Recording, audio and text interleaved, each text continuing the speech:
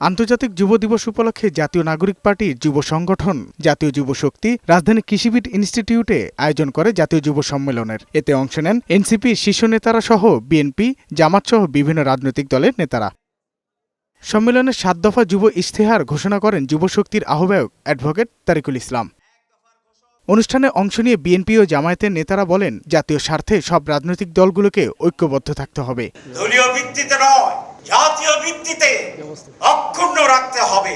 একটু সতর্ক যদি থাকি, ইনশাআল্লাহ আমরা ঐক্যবদ্ধ বাংলাদেশ, নতুন বাংলাদেশ করতে সক্ষম হব। আলোচনায় অংশ নিয়ে এনসিপির নেতারা বলেন, গণ অভ্যুত্থানের বছর পেরিয়ে গেলেও তাদের বিরুদ্ধে মিডিয়া ট্রায়াল চলছে। মিডিয়া প্রেজেন্স দেখেন, টকশোগুলো দেখেন, আওয়ামী লীগকে ফিরিয়ে আনার চক্রান্ত চলছে।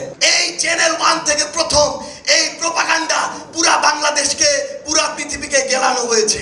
আমরা দেখব ওই গিয়াসউদ্দিন আল মামুনরা কার ছত্রছায়ায় এত বড় প্রোপাগান্ডা করার সাহস পায়। একই ধরনের মিডিয়া এখন তার চরিত্র আবার আগের মতো হয়ে গিয়েছে। মিডিয়া এখন আর গণমানুষের নাই, সেটা এখন এজেন্সির মুখপাত্র হিসেবে কাজ করছে। এ সময় রাষ্ট্র মেরামতে সংস্কার কর্মসূচি বাস্তবায়ন ছাড়া দেশে কোনো নির্বাচন হবে না বলে হুঁশিয়ারি দেন এনসিপির শীর্ষ নেতারা। ফেব্রুয়ারিতে নির্বাচন হবে না। যদি ফেব্রুয়ারিতে নির্বাচন হয়, আমার যে ভাইয়েরা শহীদ হয়েছিল, রক্ত দিয়েছিল সংস্কারের জন্য, একটি নতুন সংবিধানের জন্য, তাহলে কবরে গিয়ে তার লাশটা ফেরত দিতে হবে এই সরকারকে। যদি সংস্কারকে কার্যকর করা না হয়, তাহলে রাজপথ দখলে নিয়ে সংস্কারকে বাস্তবায়ন করতে হবে।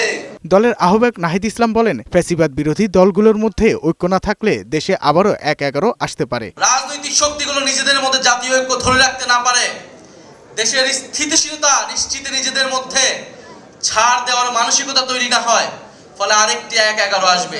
অন্তর্বর্তী সরকার যেই প্রতিশ্রুতি দিয়ে, যেই শহীদের রক্তের উপর দিয়ে প্রতিষ্ঠিত হয়েছে, সেই প্রতিশ্রুতি আদায় না করে এই সরকার যেতে পারবে না। এক বছরও গণ অভ্যুত্থানের প্রত্যাশা পূরণ হয়নি উল্লেখ করে এনসিপির নেতারা বলেন, ঘোষণাপত্রে ছাড় দিলেও জুলাই সনদে ১ বিন্দুও ছাড় দেওয়া হবে না। সেই জুলাই সনদে আমরা ১ বিন্দু পরিমাণ ছাড় দেব না। সাজ্জাদুর রহমান, বৈশাখী সংবাদ, ঢাকা।